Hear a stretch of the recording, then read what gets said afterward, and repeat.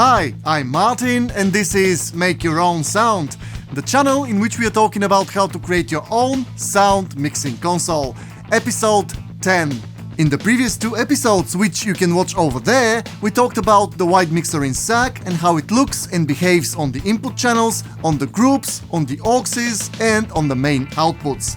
In this episode, we'll talk about plugins. That's one of the great and exciting capabilities of this software. It allows you to use a great variety of audio plugins on live events, which most engineers usually use in the studio. That's actually not a new thing. Most of the expensive consoles do it for some years now, and lately it's possible on more budget ones. But in most cases the console can't do it alone and you have to buy and attach an external hardware, like a Wave server for example. With SAC, everything runs natively on the same machine and the plugins and their states and settings easily become a part of the SAC project and can be saved and recalled with it.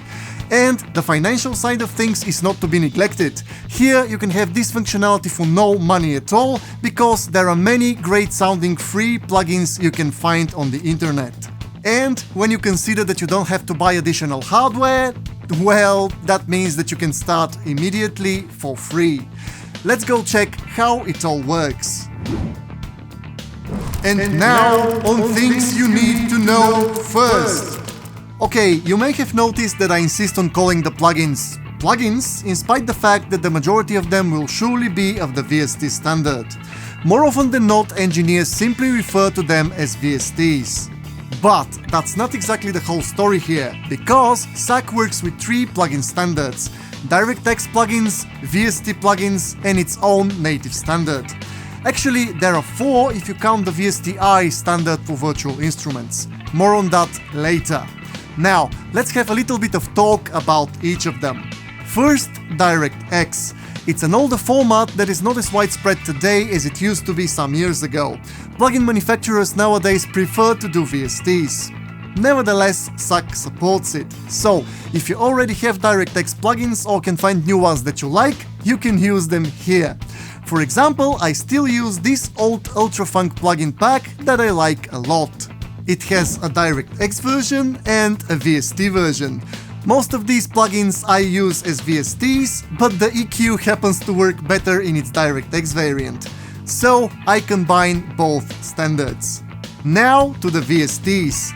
They are arguably the most popular standard these days, so I won't waste much time explaining them. Maybe it's important to mention there are two variants of VSTs you can find right now: VST2 and VST3. And each of them has a 32-bit version and a 64-bit version. It's important to know which version is suitable for you, and we'll talk about that in a minute. And lastly, the native plugins. I'm not sure if Bob Lentini gave them another name. I guess not, because in the SAC's manual and everywhere else, they are referred just as the native plugins. There are just a few of them, but they are very useful and lightweight, and since they are written by the creator of SAC himself, they are the plugins that work best with the host software. There are two plugins that come with SAC. The Studio Graphic Equalizer, which looks like a graphic equalizer but is actually a 7-band parametric plus a high cut and a low cut, and the Studio Echo Delay plugin with a tap function. There are two more plugins which you can get separately from rmllabs.com. These are the Levelizer, which is a dynamic processor with some good sidechain functionality which works very well with SAC, obviously, and the Frequency Analyzer, which is a frequency analyzer. Before there was also a Reverb plugin which looked like that, but I guess it's not for sale anymore. And that's all of them. Now on things you need to know second. Let's now see how to install and set up the plugins. First, the DirectX ones. They are actually very easy. Just install the plugin like everything else in Windows. And that's it. The next time you start SAC, it will recognize the plugins and automatically put them in the FX choices list. They will have a DX mark before their name and will be in that pinkish color. Next, to the VSTs. As you may know, the actual thing a software which works with VSTs recognizes as a VST plugin is the DLL file. You may have other complementing files like presets or help files or convolution library that are installed elsewhere, but the DLL file is the most important. Quite often the DLL is the whole plugin and it looks like that if your icons are small, or like that if your icons are big. You have the name of the plugin and then you have its extension, which is .dll and stands for Dynamic Link Library. I'll give you 3 examples for what to pay attention to when installing plugins for SAC. First, you have to consider the version of the plugin. Have in mind that the version of SAC I'm showing you is 32-bit and it has been that way for its whole existence. Just recently RML Labs released a new 64-bit version of the software, which I'm very excited about. Nevertheless, the new version is still in its infancy, so just for now I'll stick to the well-proven thing. So, what does it mean for the plugins? It means that you'll need to install the VST2 variant of your plugins and it has to be the 32-bit version. Now, where do you install them? I'll go to Windows Explorer, then to my C drive, and then enter the SAC demo folder. Here you'll find another folder called VST Plugins. Right now I don't have anything in it, but here is where you put your DLL files, in some cases via an installer and in some cases manually. With all that in mind, let me give you some examples. For my first example, I'll go to Reaper's webpage, which is reaper.fm, link in the description. I'll scroll down and click on Rear Plugs. This is the Reaper's plugin pack, which you can download for free, and I strongly encourage you to do so, because A, they are great sounding plugins, and B, they are lightweight, well optimized, and work great with SAC. The decision I have to make on this download page is whether to download the 32-bit version or the 64-bit version of the plugins. And, considering what we just talked about, I'll download the 32-bit installer. Then I'll start the installation. I'll click here and then I can choose which plugins to install. I'll leave all of them selected and click Next.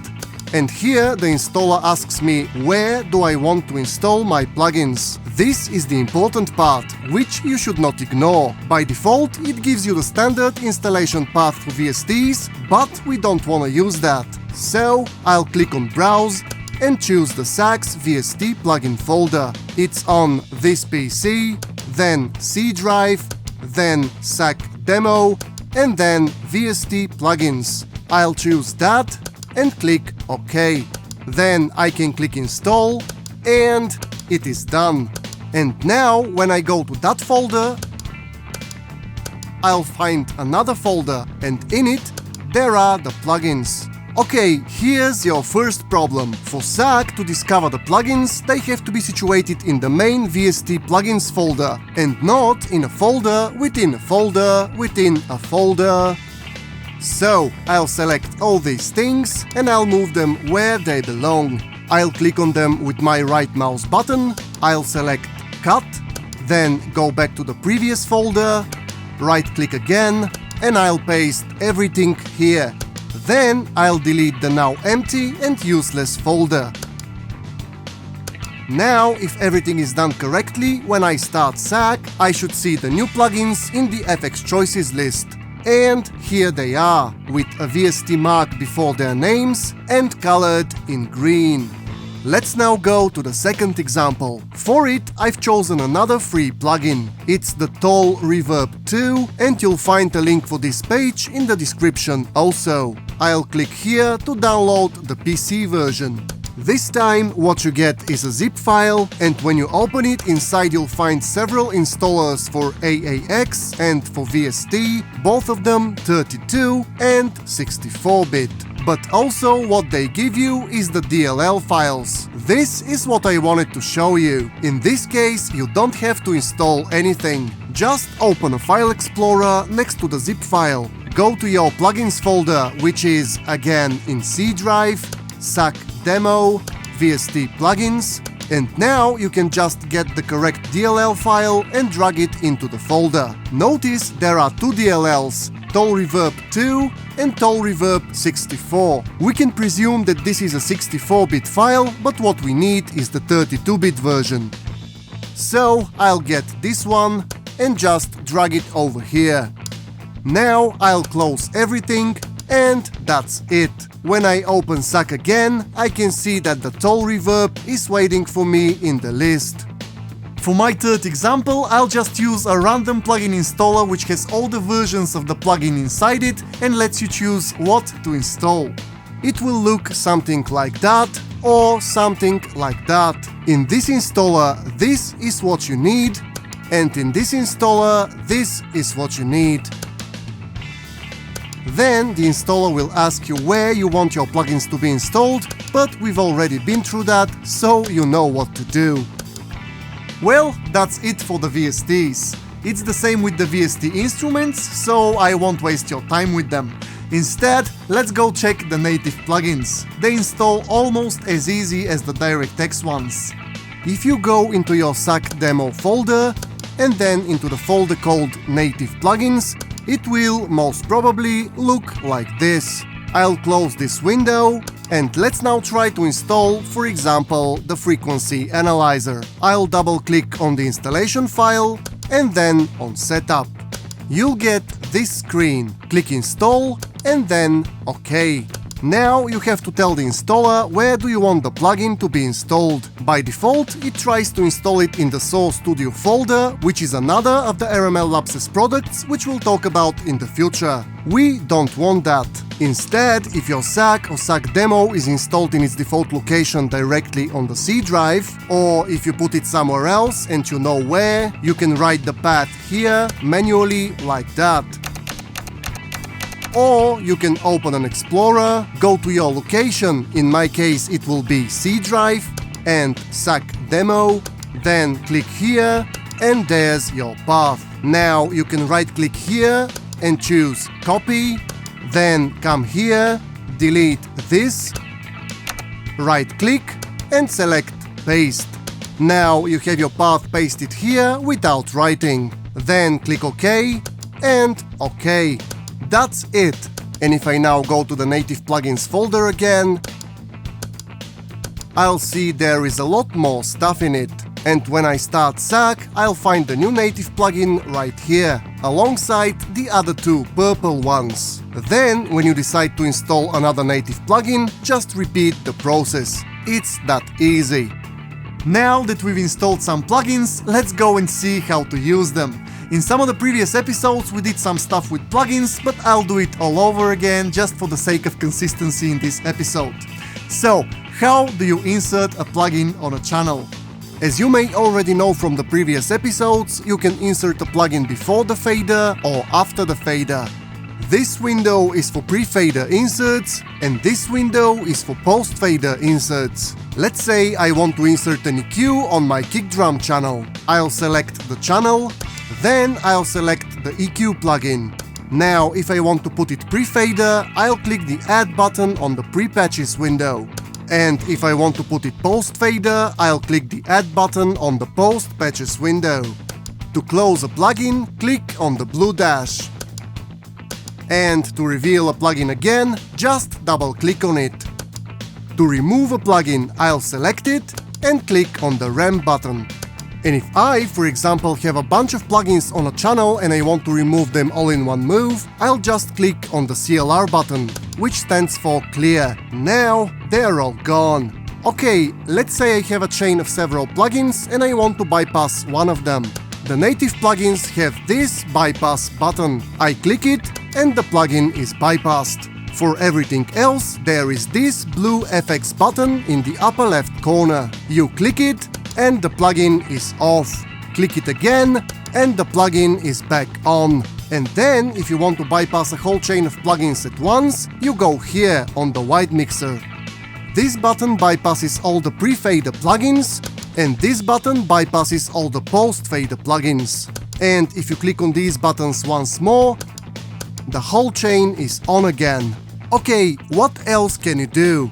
Open a plugin, and you'll notice this blue pyramid. Every plugin has it. This is a menu button, and when you click on it, you'll find some more options. First, you can set a MIDI port from which to control a plugin via an external MIDI controller. This is for the plugins which support that. This one doesn't, but if you have a tap delay that supports MIDI input, like this one for example, and you want the tap function to be controlled with, let's say, something like this, here you can say, I want this plugin to be controlled with this MIDI port. It's the same if you have inserted a virtual instrument and you want to play it using a MIDI keyboard. You can check how to set an input channel for a virtual instrument in episode 8. The next very useful thing is the ability to save and load plugin states, or in other words, to create custom plugin presets. Let's say I have this EQ with this curve on it. I'll click on the blue pyramid and then on Save SAC Presets. I'll write a name, for example EQ1, and click on Save. This saves my preset as a file. Now I'll go to another channel and I'll put another instance of this plugin on it. Then, if I want to recall the preset, I'll click on the pyramid and select Load SAC Presets. Then I'll choose the EQ1 preset I just saved and click on Open. And there it is. Finally, you may have noticed that all the plugin windows are set to always on top by default. If you want to disable that on some plugin, you can go here and click on Cancel Always on Top status. And it is done. Now, when I finished writing the script about the plugins, I realized it had become quite large, so I decided to split this video into two parts. I'll end part 1 here, and I'll finish the topic in the next episode with more interesting things about the plugins. So, see you there, and thank you for watching. Oh, you're still here? Great! There are a few more important things I need to mention, like the video you just watched is part of a series and all the episodes are connected. So, if you stumbled on this episode by accident and you wasn't sure what exactly I was talking about, you can go and watch the previous episodes, or at least the first episode over there, which explains the idea of the whole endeavor. And I'll be very happy if you liked the video. It's part of one big tutorial about how to build your own sound mixing console. So if you did, please consider clicking on the like button. And if you find this topic interesting or useful, you may subscribe and click on the bell so you'll be notified when I'm ready with the next video.